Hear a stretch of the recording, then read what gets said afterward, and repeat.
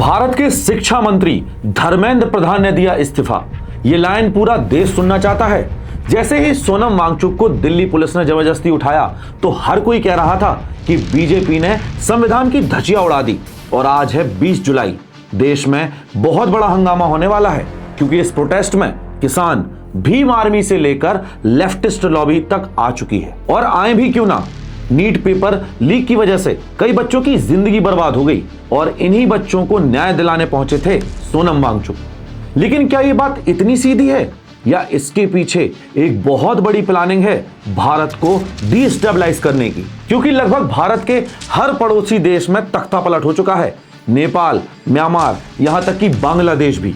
हर जगह एक स्क्रिप्ट है। उस देश में कुछ होता है, फिर हजारों लोग प्रोटेस्ट करते हैं और बाद में तख्ता पलट हो जाता है। भारत में भी यही हो रहा है। दिल्ली, उत्तराखंड, केरल, पंजाब, हर जगह प्रोटेस्ट हो रहे हैं, जिसमें सीजेपी का प्रोटेस्ट सबसे बड़ा है। लेकिन अगर ये प्रोटेस्ट सिर्फ एजुकेशन का होता तो वहां सिर्फ स्टूडेंट्स होते। लेकिन उस प्रोटेस्ट में लेफ्टिस्ट गैंग भी है, जिन्होंने अफजल गुरु जैसे आतंकवादियों का सपोर्ट किया था। ये वीडियो किसी पार्टी के सपोर्ट में नहीं है और ना किसी पार्टी के अगेंस्ट में है। ये एक न्यूट्रल वीडियो है, जिसमें हम सोनम वांगचुक, सीजेपी, बीजेपी सबको एक्सपोज करेंगे कि कैसे ये सब मिलकर जनता को बेवकूफ बना रहे हैं। सबसे पहले आते हैं सोनम वांगचुक पर, वो हीरो जो इंडियन स्टूडेंट्स के लिए अपनी जान तक देने को तैयार है, जिसने पता नहीं कितने दिनों से अन्न का दाना तक नहीं खाया था। ये सोनम वांगचुक वही हैं जिन्हें लोग साइंटिस्ट बोलते हैं। उनके इन्वेंशन आइस स्तूप ने लद्दाख की किस्मत बदल दी थी। लेकिन इसका आविष्कार तो ऑलरेडी चिवांग नॉरफेल कर चुके थे, जिनके लिए उन्हें पद्मश्री भी मिला था। इसके बाद सोनम वांगचुक पाकिस्तान भी गए थे। और सुनिए, सोनम वांगचुक वही हैं जिनका बयान था कि अगर चाइना लद्दाख के थ्रू हमला करता है तो हम चाइनीज को रोकेंगे नहीं, बल्कि उनको रास्ता दिखाएंगे। लेकिन सोनम वांगचुक क्यों भूख हड़ताल कर रहे थे? तो इसका रियल रीजन है कि 25 सितंबर 2025 में सोनम वांगचुक के एनजीओ सेकमोल का FCRA लाइसेंस रद्द कर दिया था। यानी अब वो विदेश से पैसा नहीं मंगवा सकते। और ये सब इसलिए हुआ क्योंकि उनके एनजीओ ने विदेशी फंडिंग के कई नियम तोड़े, पैसों का सही हिसाब नहीं रखा और आंदोलन के दौरान दिए गए कुछ बयानों की वजह से लद्दाख का भी माहौल बिगड़ा था। और बाद में उन्होंने ये कहा कि ये कार्रवाई उनकी आवाज दबाने के लिए की गई थी। इन सब के बाद भी मैं भी सपोर्ट करता हूं सोनम वांगचुक का, क्योंकि वो लड़ रहे हैं इस देश के बच्चों के लिए। लेकिन वो गलत लोगों के साथ लड़ रहे हैं। अब मैं आपको पूरी सच्चाई बताता हूं।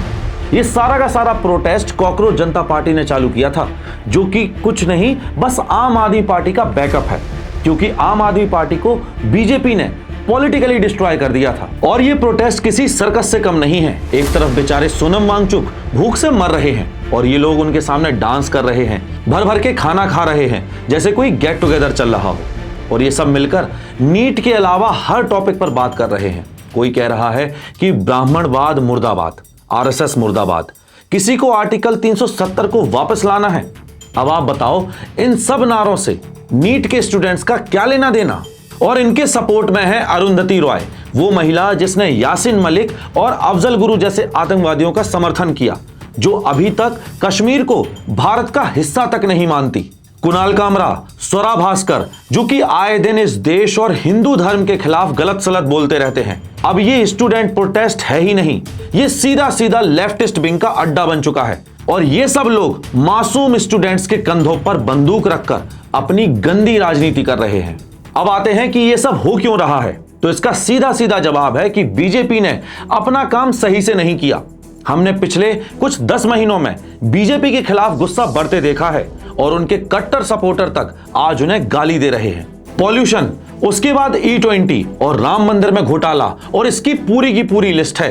अगर ऐसा चलता रहा तो बीजेपी का वक्त भी पूरा हो जाएगा। मैं ये नहीं कह रहा कि सोनम वांगचुक की गलती है, उनकी लड़ाई एकदम सही है, क्योंकि बहुत सारे स्टूडेंट्स के सालों खराब हुए हैं, कुछ ने तो अपनी जान तक गंवा दी। लेकिन ये प्रोटेस्ट सीधा सीधा देश विरोधी सोच वालों ने हाईजैक कर लिया है और उन्हीं मासूम स्टूडेंट्सों के कंधों पर बंदूक रखकर गंदी राजनीति की जा रही है, जिससे उनका असल मुद्दा दब चुका है।